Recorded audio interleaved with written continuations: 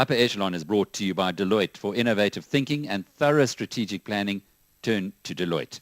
Theo Rustein is the executive chairman of the Teljoy Group, a business that he's been running, well, most recently since 2001, but in fact, a company that he started way back in 1968. You've done so much in your career over the last 40-odd years, Theo, but back in 1968, when you started there, did you know this was going to be it? This was going to be the company that you'd be working at, still went into your 70s? I don't think I ever gave it a thought, Alec. It was what I was doing at the time. And over years, in many instances, it was a question of survival. So I don't think I thought too far into the future. I knew what I wanted to do then. That is what I wanted to do. And things evolved from that point. You know, we're not quite the same company that we were in 1968, 69. We've been through many reincarnations. We've reinvented ourselves a few times. And I'm happy to be where I am anyway.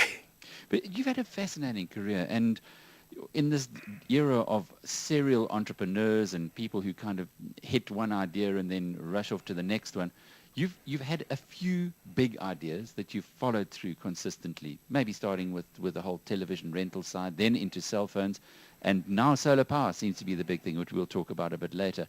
But you've also had some ups and downs during that time. Did you ever want to throw in the towel? No, I don't think I ever wanted to throw in the towel. I just wanted to overcome problems and find the way of doing it. So I guess I've learned more by mistakes than the things I got right. And hopefully we don't repeat the mistakes too many times, although I've done that too. And I think it's just a question of being positive and moving forward. You're also a property developer. I was. You were. Not too many people know that you actually developed the whole of Vodaworld. And was that by accident or design? No, it was by design. It was in a period when I was out of Teljoy for a short time and looking for an opportunity to decide what to do, and that seemed like a very good idea at the time.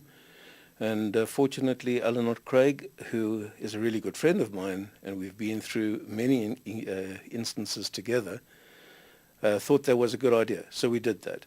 But in fact, before I became involved in Teljoy in 1968-69, I was a property developer. We had a township development company. That was one of the very few that survived the era of Corlett Drive, Estates and Glenanel and all of those. So property development wasn't new to me. It was that I was at an end at that time trying to decide what to do, and this seemed like a good idea. Interesting you mentioned that. I remember having a discussion with Donald Gordon, the founder of Liberty Life, who said had he discovered property before insurance, he wouldn't have gone into insurance. Perhaps I should have stayed in property.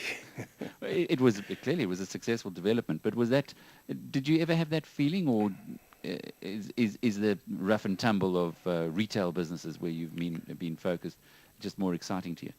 Yes. You know, property is exciting, I guess, but once the development is done, it's done. And my orientation is far more around people, what people want, where the opportunities might do, and interrelating with people.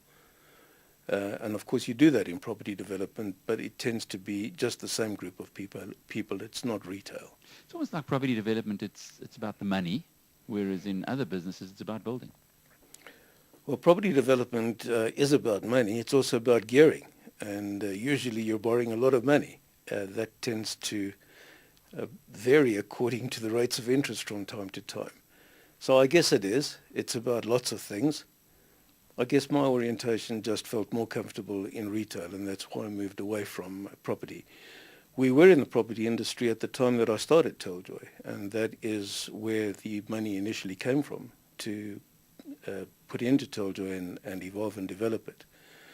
But once we got, and in fact I stayed with property for quite a long time. It was only when we decided to list Teljoy that it wasn't feasible to be involved in too many other things, and I changed my direction and decided to move out of property at that stage and concentrate on developing the new business, which was far more exciting.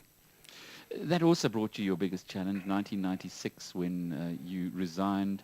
Teljoy produced some enormous losses.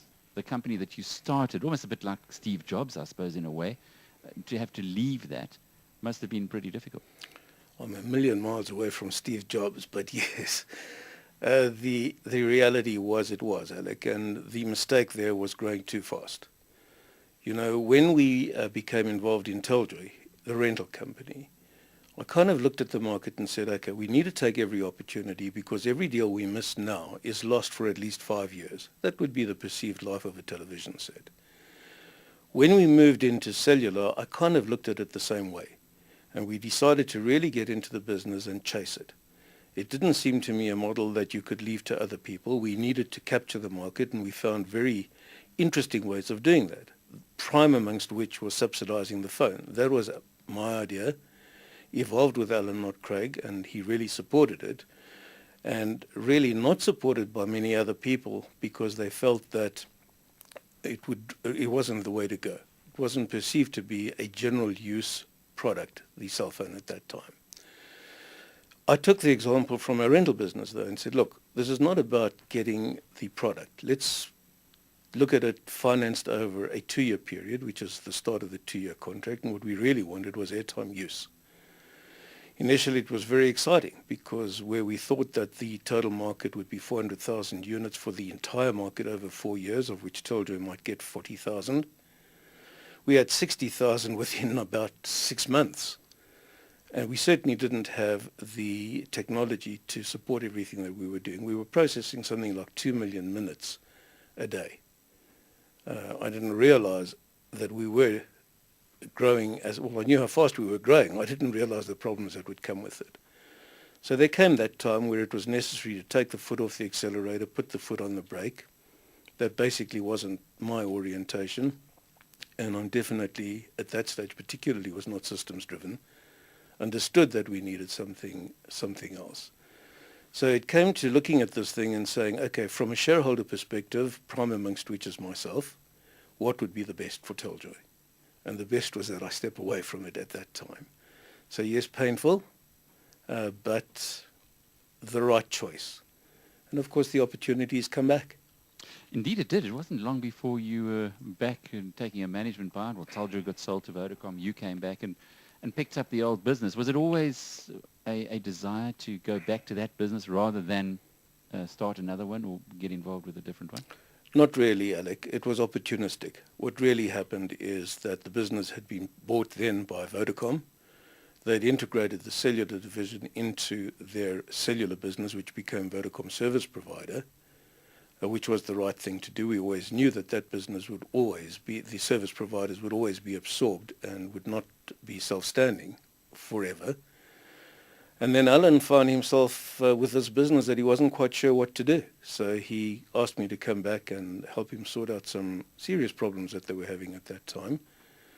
And fortunately I was able to do that. Then came the opportunity to buy it back and re-establish a cellular entity within that business, which we did. And in fact that we sold back to Vodacom again and decided when Venfin pulled out of the cellular business, we thought maybe the market was quite mature and we'd move into other things. So the core business remains the same. We've extended it. In fact, one of the divisions that we do is exactly what we're doing now. We provide video conferencing facilities, which are quite good. And we're expanding and looking for the new arena that provides opportunities. As often has happened to me, I tend to get into things a little early. And sometimes when you're a pioneer, you take pain. But, you know, I guess when you roll with the punches, you do what you have to do. One comes through them, hopefully. You know, in amongst all of that, while you were busy with Vodacom, you got involved with Jasco. I remember talking to you on the radio numerous occasions and Jasco's ups and downs. Was that a happy diversion for you, or was it going to be something that was going to be that you were expecting to be a long-term focus? Alec, I was involved in Jasco as a shareholder and a non-executive chairman. So I didn't have a day-to-day involvement in the company. It was a very interesting company. It was exciting to be in there. There were technologies that were involved.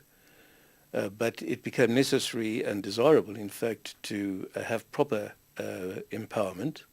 And we were able to put together a deal together with Dr. Anna Mahokong and Joe Madungandaba. And that was my spell as a non-executive chairman. Are you still invested there? I am. So you're quite happy that it's a kind of company for the future? Am I happy with my investment? No, I'd love to see it doing a lot better than it is. That's why I said the future. Yes, that future's taking a long time to materialize. But it happens with that, doesn't it? Often you've gone into industries like with television. You were years ahead of television coming to South Africa. Cell phones not that far ahead. And now solar energy or solar heating. Yes. What's your time frame on that one? Longer than I thought. Alec, the market hasn't taken off in the way that we expected, and in some measure, from my perspective, that's rather good.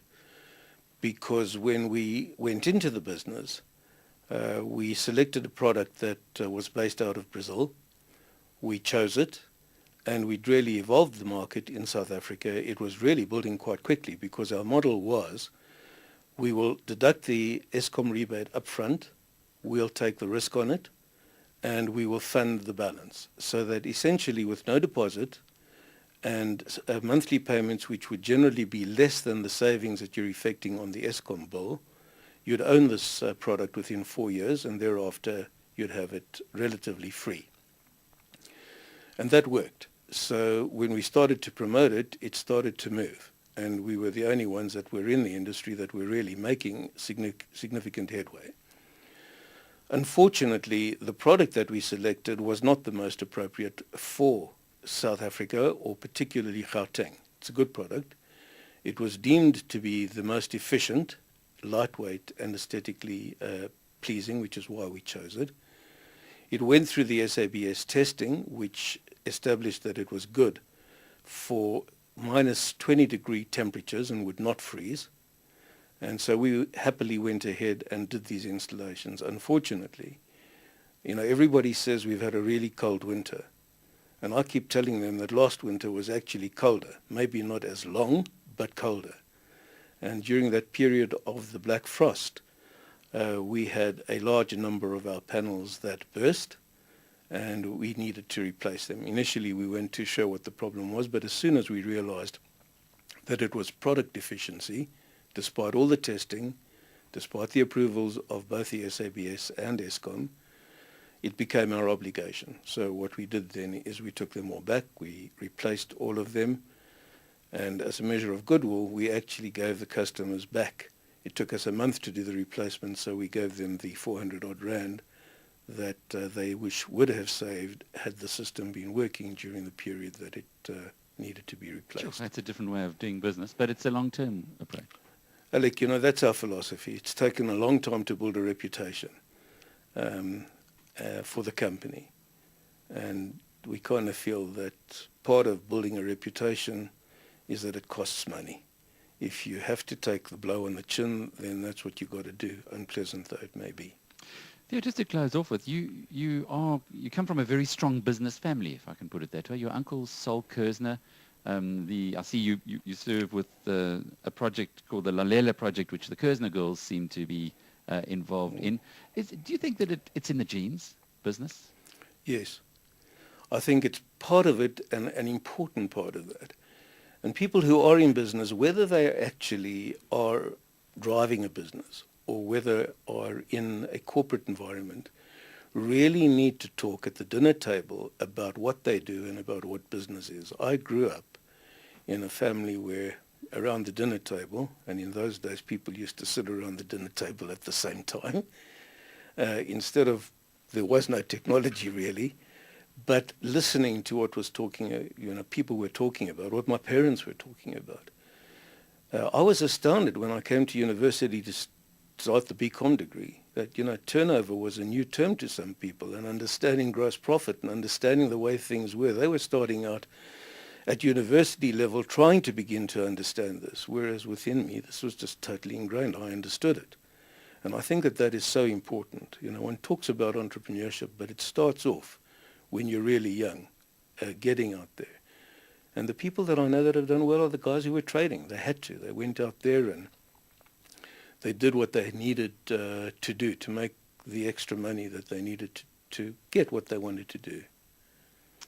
Theo Rustein, one of South Africa's great entrepreneurs and the executive chairman of the Teljoy Group.